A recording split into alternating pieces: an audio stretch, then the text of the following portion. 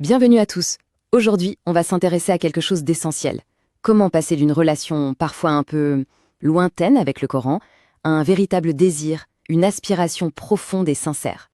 Assalamu alaikum wa rahmatullahi ta'ala wa barakatuh. On continue notre parcours avec le livre Ash-Shawqi ila al-Qur'an, dans le cadre de l'initiative Cheminer vers Ramadan d'écho de la sagesse. On va se poser une question fondamentale, vraiment. Et si notre relation avec le Coran pouvait devenir bien plus qu'une simple lecture, si elle pouvait se transformer en un désir profond? C'est ce qu'on va voir ensemble, comment faire de notre lecture une véritable conversation avec le divin.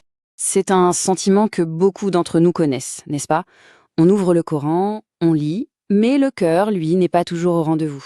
On sent comme une distance, comme si les mots glissaient sur nous sans vraiment nous toucher.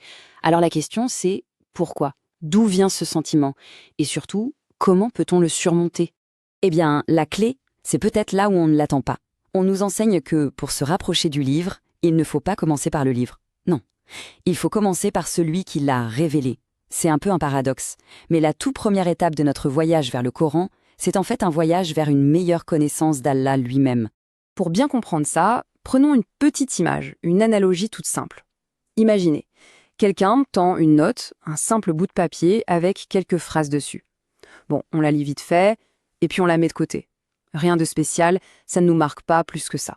Mais voilà, juste après, on révèle qui a écrit cette note. Et là, surprise. Ce n'est pas n'importe qui. C'est une personne d'une importance capitale, un génie, une figure historique dont la sagesse a traversé les âges. Tout d'un coup, ce petit bout de papier, il n'a plus du tout la même valeur. La question se pose alors, comment relirait-on cette note maintenant qu'on sait ça? Ah, ce serait complètement différent. Chaque mot serait scruté, chaque phrase méditée. On chercherait le sens caché, la sagesse derrière. Pourquoi? Parce que la grandeur de l'auteur a complètement transformé la valeur de ces mots. Eh bien, cette analogie, elle illustre parfaitement notre relation avec le Coran. C'est exactement ce que nous dit ce verset, et ils n'ont pas estimé Allah à sa juste valeur. Si on ne mesure pas l'incommensurable grandeur de l'auteur, comment pourrait-on saisir toute la profondeur de ses paroles? Si le cœur ne connaît pas la magnificence de celui qui parle, comment pourrait-il vraiment aspirer à entendre son message? D'accord, mais alors, concrètement, comment on fait? Quelle est la méthode? En fait, la première génération de musulmans nous a transmis un principe d'une clarté limpide, un ordre des choses qui change absolument tout. La foi d'abord, le livre ensuite. Écoutez bien ce témoignage du compagnon Jundoub. Il dit « Nous avons appris la foi avant d'apprendre le Coran, puis nous avons appris le Coran et il a augmenté notre foi. » La chronologie ici est cruciale. Ils n'ont pas commencé par le texte, non. Ils ont d'abord construit la fondation dans leur cœur, la foi.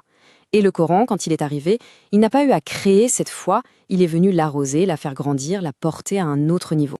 Et attention, quand on parle de foi, d'iman, il faut bien comprendre de quoi il s'agit.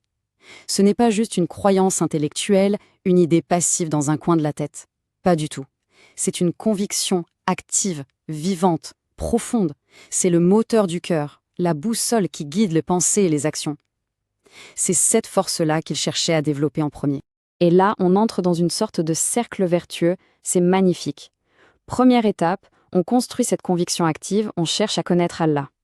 Deuxième étape, on lit le Coran avec un nouvel objectif, pas juste pour ramasser des informations, mais pour découvrir qui est l'auteur à travers ce qu'il dit. Et la troisième étape, c'est que cette lecture, à son tour, vient renforcer, augmenter, solidifier la conviction de départ.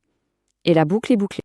Du coup, lire le Coran, ça devient une véritable quête, une exploration. On ne lit plus seulement pour trouver des règles, non, on lit pour le rencontrer, pour le connaître. On part à la découverte de ses attributs sublimes.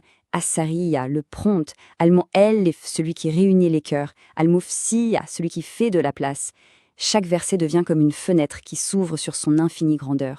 Alors, quel est l'impact de tout ça? Concrètement, qu'est-ce qui change quand on arrête de lire le Coran juste avec les yeux et qu'on commence à le recevoir avec un cœur qui a été préparé?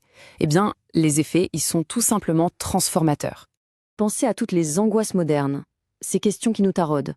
D'où est-ce que je viens? Quel est le sens de ma vie? Pourquoi je suis là? Et où est-ce que je vais après tout ça? Le Coran y répond avec une clarté désarmante. D'Allah, pour le servir, de retour vers lui. Ces réponses, elles apportent une paix, un ancrage, un sens qui manque cruellement à notre époque. Et puis, il y a autre chose, toutes ces émotions qu'on peut ressentir en lisant. Un peu de crainte ici, un élan d'espoir là, de l'amour, de l'émerveillement. Avec cette approche, ce ne sont plus juste des étincelles qui s'éteignent aussitôt. Non, avec le temps, ces sentiments s'enracinent, ils deviennent stables, ils se transforment en véritables états spirituels du cœur, des piliers sur lesquels on peut s'appuyer.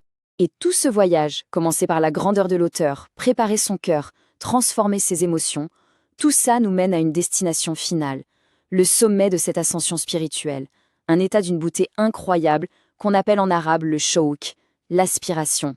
Le choc, ce n'est pas juste un souhait, un simple désir, c'est beaucoup plus profond. C'est une sorte de nostalgie ardente, un manque qui vient d'un amour immense et d'une connaissance intime.